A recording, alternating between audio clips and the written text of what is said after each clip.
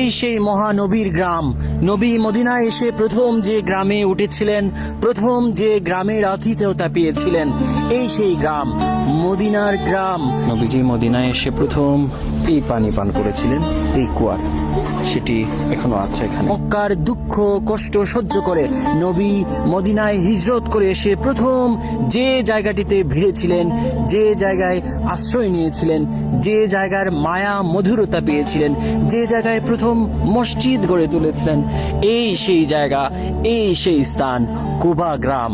কুবা গ্রাম হচ্ছে একটি বাগান ঘেরা গ্রাম, এবং সেই গ্রামের সামনে একটা উট রাখা। এইভাবে নবীজির উট এসে প্রথম এই গ্রামে থেমেছিল।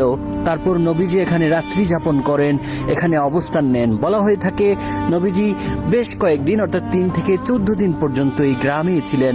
মদিনায় ঢুকবার পথে, মদিনা থেকে 5-6 কিলোমিটারের দূরে এই কোবা গ্রাম, যেখানে দেখা যাচ্ছে গ্রামে প্রবেশ পথেই এরকম একটি উট রাখা। যেভাবে মহানবী মদিনা থেকে উটে সওয়ার হয়ে এই গ্রামে এসে এখানে উট রেখে তারপর গ্রামে তিনি ঢুকেছিলেন এবং গ্রামের মানুষের আতিথেয়তা পেয়েছিলেন। সেই গ্রামে ঢুকছি, দেখুন এই সেই খেজুর বাগান। এখন সেখানে বাগান করে রাখা হয়েছে, এখন সেখানে বাগান আছে। এই খেজুর বাগানের মালিক জায়গা দিয়েছিলেন এবং সেখানেই মসজিদ করেছিলেন মহানবী। ইসলামের প্রথম মসজিদ, কোবা মসজিদ, এখানে এই কোবা গ্রামে। দর্শক, এখানে কি কি আছে এই জায়গায় আমরা দেখি। এবং মহানবী মদিনায় প্রথম যে জায়গায় এসেছিলেন, যে জায়গাতে তিনি অবস্থান করেছিলেন, মদিনায় পা রেখেছিলেন, যে জায়গাটি, এটি সেই জায়গা, সেই গ্রাম। আগের মতো, আগের আদলে সবকিছু রাখার এখানে চেষ্টা করা হয়েছে।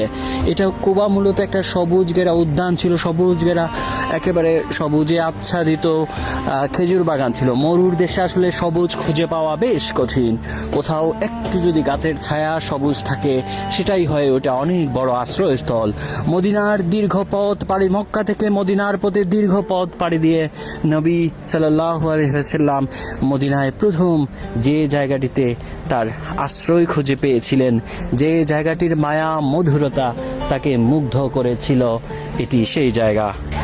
এই গ্রামে এসে প্রথম নবী পানি পান করেছিলেন এখানে, এই সেই কুয়া। এই কুয়ার পানি পান করেছিলেন নবী করিম প্রথম। এখানে লেখা রয়েছে এই বিষয়টি। দর্শক দেখুন, এই সেই কুয়া, যে কুয়ার পানি প্রথম নবী সাল্লাল্লাহু আলাইহি সাল্লাম পান করেছিলেন মদিনায় এসে। মক্কা থেকে মদিনায় হিজরত করেন নবী, এবং সেই হিজরতের পর একেবারে শেষ জীবন পর্যন্ত তিনি মদিনায় অবস্থান করেন। এরপর 3 থেকে 4 বার তিনি মক্কা গিয়েছিলেন, হজ উমরা করেছিলেন।